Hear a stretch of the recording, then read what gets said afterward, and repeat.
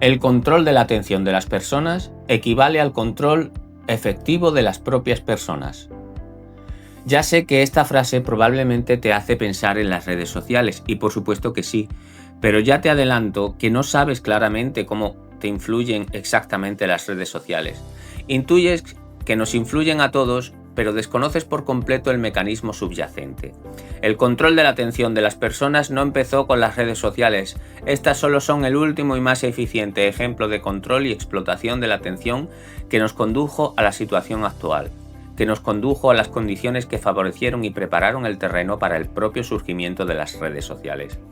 No podremos ver la verdadera capacidad de influencia de las redes sociales en los individuos si las consideramos aisladamente como caídas del cielo, si no vemos qué principios comparten con otros medios de control de la atención para hacernos conscientes de su verdadero alcance e influencia. Tenemos que verlas como el último y más eficiente ejemplo de una larga cadena de medios y maneras de explotar los mismos puntos débiles estructurales de cómo se produce y desenvuelve la atención en los seres humanos. Las redes sociales solo son la nueva última forma tecnológica de utilizar los mismos mecanismos desapercibidos de la atención relacionados con el intelecto y el lenguaje conceptual para sesgarla a favor de ciertos intereses que no son los de la mayoría de los individuos. Quédate porque por fin podrás entender globalmente la incógnita que te ha impulsado a ver innumerables contenidos acerca de cómo nos influyen las redes sociales. Esta explicación es lo que subyace en el fondo de esta cuestión y te sitúa para poder darle contexto a las explicaciones que ya conoces acerca del control de la población utilizando las redes sociales.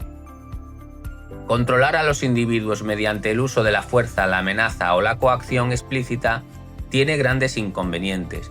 El más grande es la resistencia que ofrecen los propios individuos al reconocer y hacerse consciente de los intentos de dominarlos. El gasto de recursos para dominar por pura fuerza a sociedades enteras crece exponencialmente con el número, y con grandes números rápidamente se hace inviable dominarlos de esa forma si se están percatando del intento de dominio. No hace falta controlar de forma evidente o declaradamente coercitiva a las personas para conseguir dirigir sus vidas. Basta con controlar su atención. Conseguir dirigir eficientemente el foco de la atención de los individuos en cierta dirección sesga irremediablemente su percepción integrada del mundo, tanto ahora como en el pasado antes de las redes sociales. Si alguien, de alguna manera, consigue dirigir dónde tiende a posarse por sí sola tu atención, dirige en la práctica tu experiencia del mundo, y tu experiencia del mundo sesga a su vez de nuevo la dirección en la que se enfoca tu atención en un ciclo cerrado de retroalimentación que puede llevar tu experiencia integrada del mundo muy lejos de donde estaría antes de iniciar ese proceso. Así que no podemos entender cómo nos influyen las redes sociales sin entender primero de una nueva forma su mayor activo, su mayor fuerza para el control de la atención, o el factor determinante. Hablamos del intelecto y el lenguaje conceptuales. Para controlar la experiencia y conducta de las personas basta con conseguir decidir qué ocupa su mente y su tiempo, qué pensamientos se repiten una y otra vez en su interior. Esto es la clave. Los pensamientos hechos de palabras, pensar mediante símbolos lingüísticos.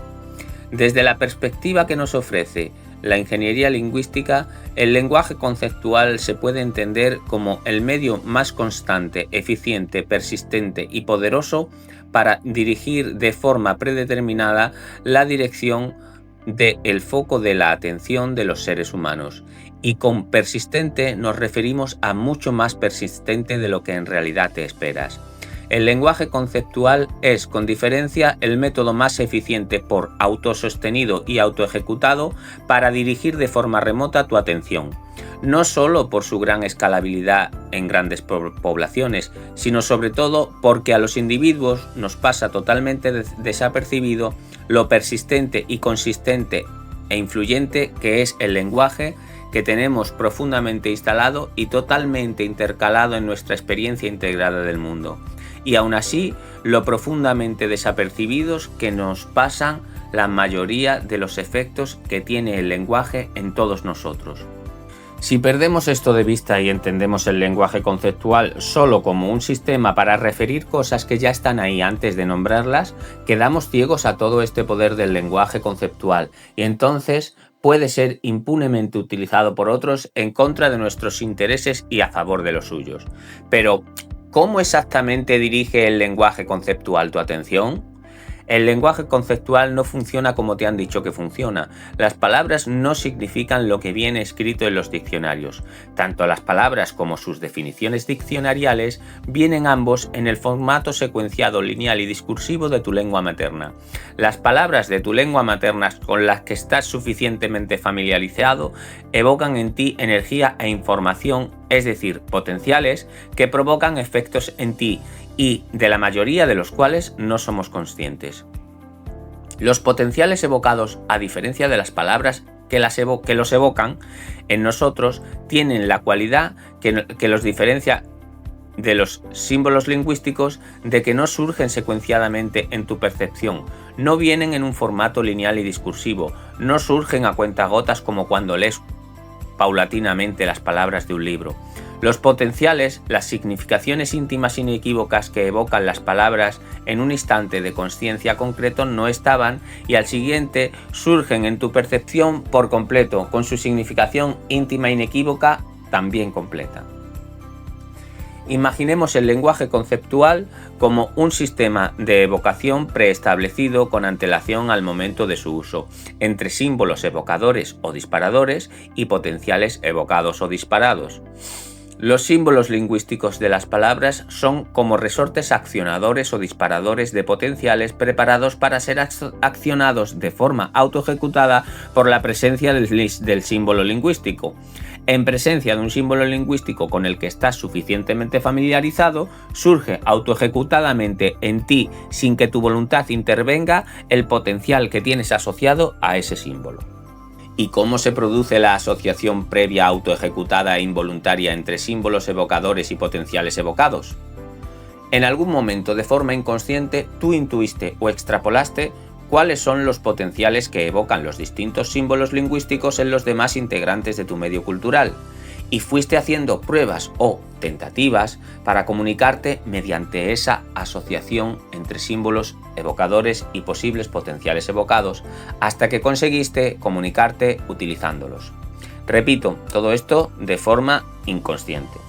Y cuando compruebas que alguna de estas extrapolaciones es tan cercana a la que maneja el resto que permite comunicarte con ellos utilizándola, esa es la señal para tu subconsciente de que estás suficientemente familiarizado con el concepto en cuestión.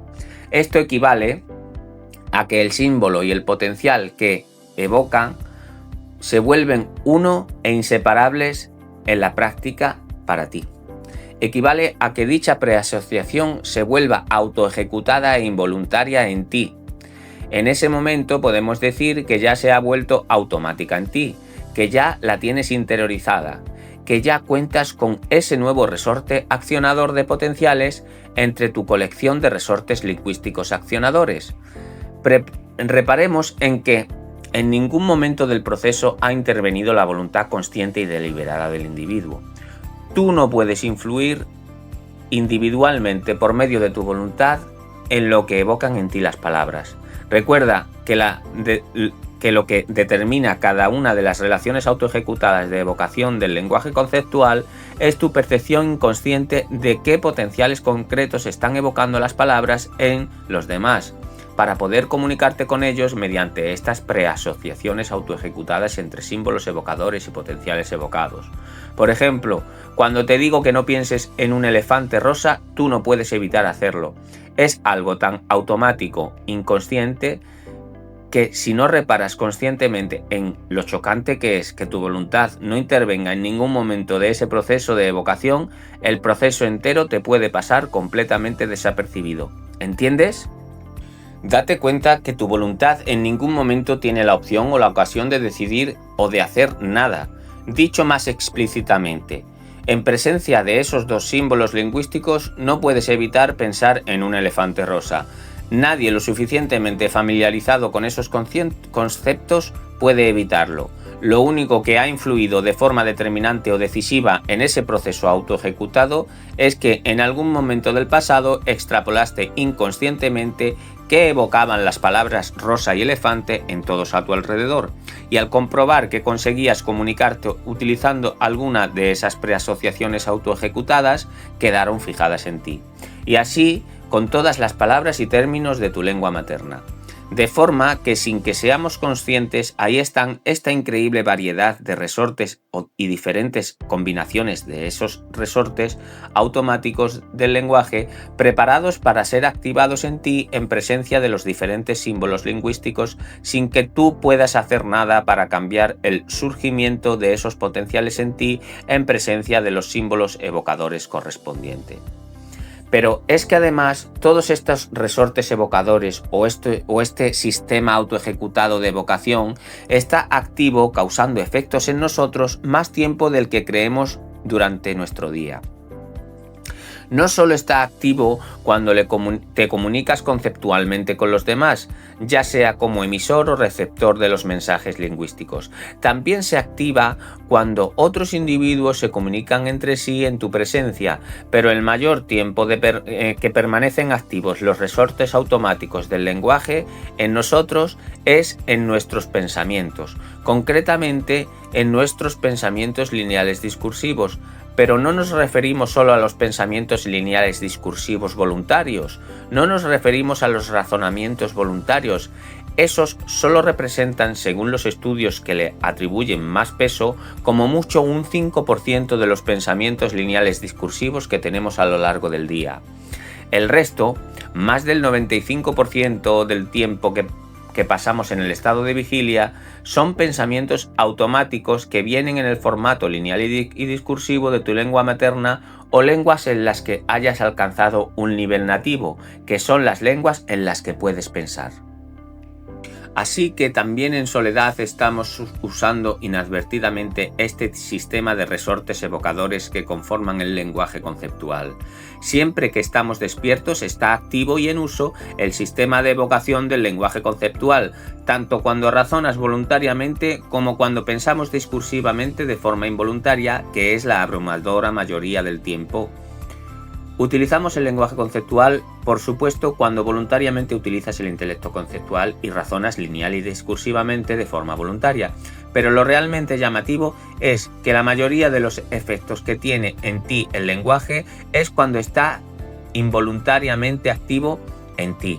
Es decir, más del 95% del tiempo que está activo en ti este juego de resortes evocadores o preasociaciones autoejecutadas del lenguaje, evocando potenciales y causando efectos en ti, es en la discursividad interna involuntaria espontánea, o como se denomina desde la ingeniería lingüística, los pensamientos lineales discursivos involuntarios.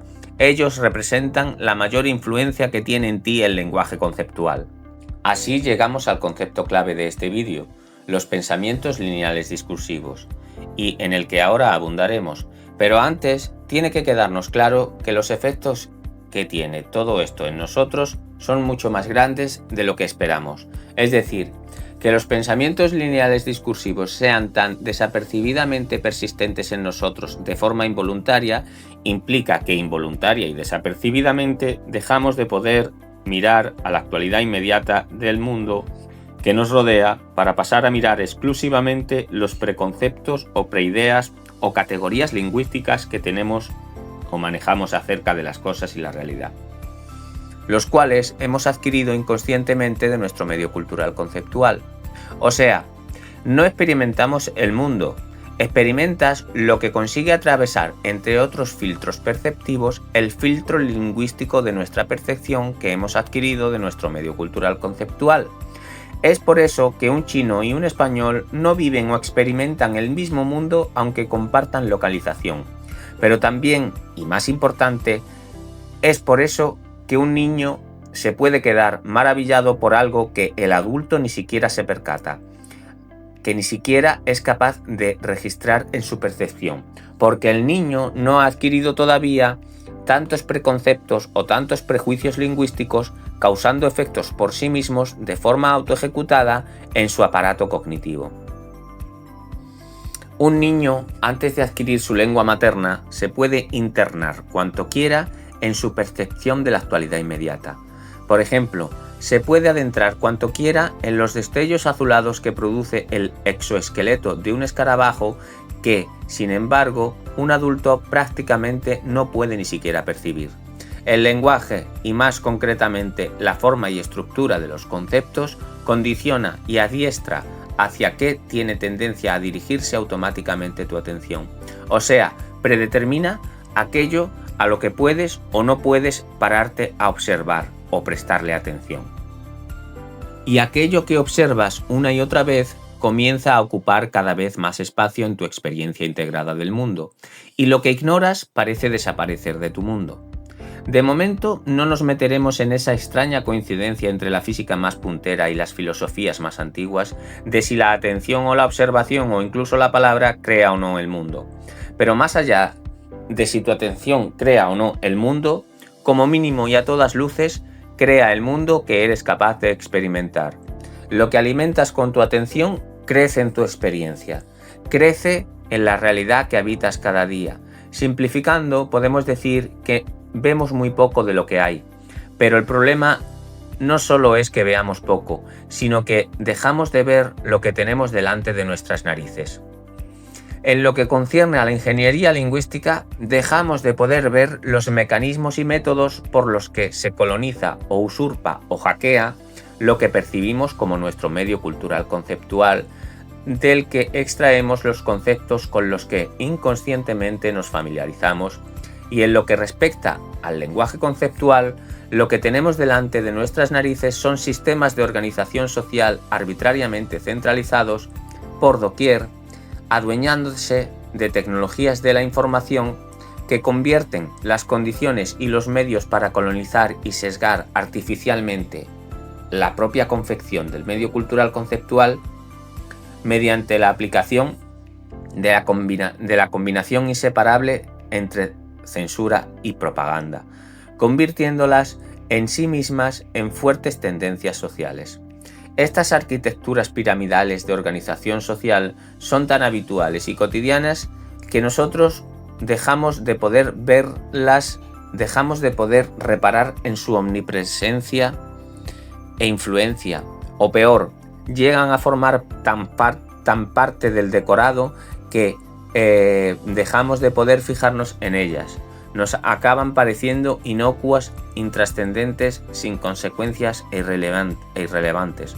Se vuelven tan familiares para nosotros que incluso dejamos de poder imaginar el mundo sin su presencia. Las presuponemos por defecto en el mundo y sin reparar especialmente en ellas, aunque los seres humanos se hayan organizado socialmente sin necesitarlas la abrumadora mayoría del tiempo que lleva el hombre en la Tierra. Pero eso es otra historia. Ahora nos interesa quedarnos con el concepto de pensamientos lineales discursivos. En ingeniería lingüística llamamos pensamientos lineales discursivos involuntarios a esa radio que solo nosotros escuchamos y que habla al margen de nuestra voluntad en el formato lineal y discursivo de nuestra lengua materna o lenguas en las que hayamos adquirido un nivel nativo. Esa radio que nos acompaña a lo largo de nuestro estado de vigilia, juzgando, categorizando, comparando y narrando nuestra realidad de acuerdo a los términos, categorías, conceptos y narrativas que hemos adquirido mediante prueba y error de nuestro medio cultural conceptual y con los cuales estemos suficientemente familiarizados. El surgimiento de los pensamientos lineales discursivos automáticos producen efectos en todos los individuos. Si quieres pruebas por experiencia propia del peso que tienen los pensamientos lineales discursivos en tu experiencia integrada del mundo, solo tienes que conseguir dirigir tu atención o reparar o fijarte conscientemente en cómo cambia tu experiencia del mundo en 2 días aparentemente iguales en función de lo que cambia el relato que hace del mundo esa radio que habla en el formato de tu lengua materna y que solo tú escuchas. La gran influencia que tiene el persistente surgimiento involuntario de los pensamientos lineales discursivos es así tanto en individuos que son más o menos conscientes de su constante presencia, como en aquellos individuos que no reparan conscientemente para nada en su presencia. Pero tanto si eres de los primeros como de los segundos, todos en alguna ocasión, por ejemplo, fregando la loza o barriendo, en definitiva, realizando tareas cuanto más cotidianas, intrascendentes y repetitivas mejor, nos hemos cazado a nosotros mismos enfrascados en esta especie de monólogos o incluso diálogos internos, y es que hay que destacar que todo lo que estamos diciendo no es evidente por sí mismo, sobre todo porque no necesariamente somos conscientes de la persistente presencia de los pensamientos lineales discursivos en nuestro estado de vigilia. Pero es que precisamente nos damos más cuentas de la presencia autónoma y constante de los pensamientos lineales discursivos, sobre todo realizando acciones o tareas que precisamente requieran dejar en un segundo plano la discursividad conceptual interna automática, a la vez que requieran de focalizar nuestra atención activa en la actualidad inmediata no mediada por conceptos, porque en esas circunstancias en alguna medida dejas de confundirte a ti mismo con la radio, y eso equivale en la práctica a poder ser más conscientes de su presencia. Este concepto de pensamientos lineales discursivos es central para la ingeniería lingüística. Independientemente de tu capacidad para ser consciente de la presencia de los pensamientos lineales discursivos, lo importante es que los entendamos como el mínimo esquemático que es común a todos, porque tenemos que tener en cuenta que aunque hay muchos individuos que pueden pensar en imágenes o incluso en sabores, olores y texturas, también hay muchísimos otros individuos que tienen la condición de afantasía. Esto es, que reportan que son incapaces de pensar en imágenes. Así, en ingeniería lingüística, cuando nos referimos genéricamente a los pensamientos lineales discursivos, nos estamos refiriendo a esa estructura lineal y discursiva de pensamientos surgiendo en ese tipo de ordenación que es en forma secuenciada y sucesiva, independientemente de si las experimentamos con imágenes intercaladas o sin ellas. Desde la ingeniería lingüística se entiende que esa forma de estructuración del pensamiento que es lineal y discursivo está relacionado con el hecho de que el propio lenguaje conceptual también responde a ese mismo esquema lineal discursivo, secuenciado y sucesivo. En nuestra cultura hiperconceptualizada, los pensamientos lineales discursivos no solo han proliferado, se han vuelto casi compulsivos. Son casi nuestra forma de estar en el mundo por defecto, y esto no ha sido así siempre. El ser humano también es capaz de otros tipos cualitativamente distintos de estructuración del pensamiento que pueden ser considerados incluso más importantes o centrales en ingeniería lingüística, pero en nuestra cultura hiperconceptualizada son realmente raros e incluso anecdóticos. Así que, de momento, los que nos interesan son este tipo de pensamientos que surgen ordenados secuenciadamente en el tiempo, porque son, con diferencia, los más abundantes en los individuos de nuestra cultura global actual. Por diferentes razones, en nuestra cultura hiperconceptualizada, los pensamientos lineales discursivos tienen comparativamente más peso relativo en nuestra experiencia integrada del mundo de la que tendrían en individuos de otras culturas del pasado de las que tenemos noticias. Porque en nuestro caso no solo son involuntarios y autoejecutados, sino que por nuestras circunstancias adquieren un carácter que podríamos calificar casi de compulsivo o incluso neurótico. Pero como todos estamos igual, no reconocemos claramente lo neuróticos que somos como conjunto social, porque no tenemos con qué comparar. Pero si nos dejaran en medio de alguna cultura del pasado remoto, probablemente esa población podría reconocer rápidamente en nuestros gestos y conductas más básicas e involuntarias la profunda neurosis y malestar que nos provocan los estados contraídos de consciencia que resultan de la hiperconceptualización involuntaria y constante. Ya podemos hacernos una idea aproximada del tiempo que están activos en nosotros los resortes evocadores que son las palabras o este sistema de evocación de potenciales que es la discursividad conceptual en todas sus posibles variantes, ya sean escuchadas, leídas, escritas o pensadas. Generalizando, podemos decir que quitando los primeros instantes después de despertarnos, los últimos instantes antes de irnos a dormir y otros ejemplos muy puntuales, podemos decir que este sistema de evocación autoejecutada, que es el lenguaje conceptual, está activo en nosotros en la práctica totalidad del tiempo que pasamos en el estado de vigilia. Así que resulta que el lenguaje conceptual está evocando constantemente los potenciales a los que están asociados los símbolos lingüísticos en los que nuestro subconsciente perciba como el uso mayoritario de las palabras a nuestro alrededor. Para ello, previamente nuestro subconsciente delimita el territorio apto para estas extrapolaciones. Ese territorio es lo que nuestro subconsciente identifica como nuestro medio cultural conceptual legítimo.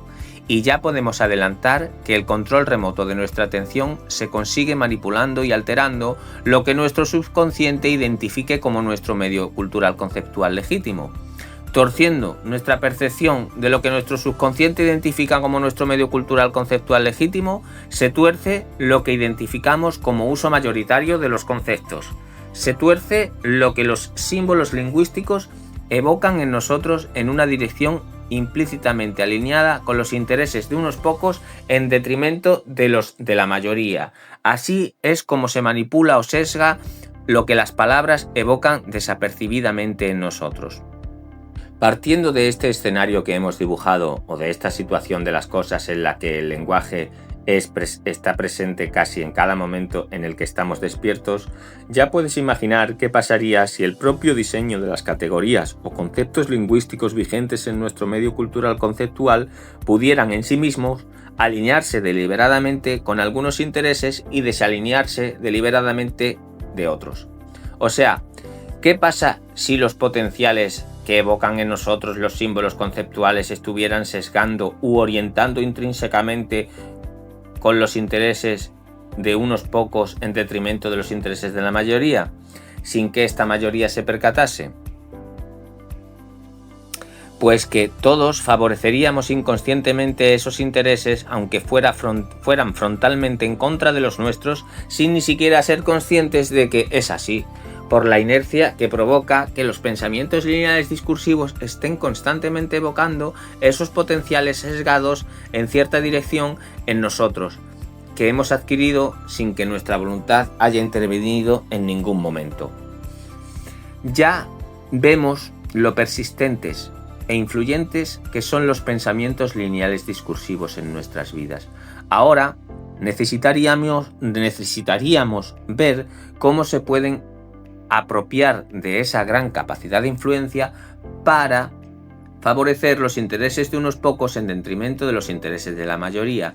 Y ya adelantamos que se consigue usurpando o colonizando la propia confección de los conceptos, la propia creación, su propia creación en el medio cultural conceptual, manipulando lo que nuestro subconsciente delimita como nuestro medio cultural conceptual legítimo. Pero eso lo veremos en la segunda parte de este vídeo.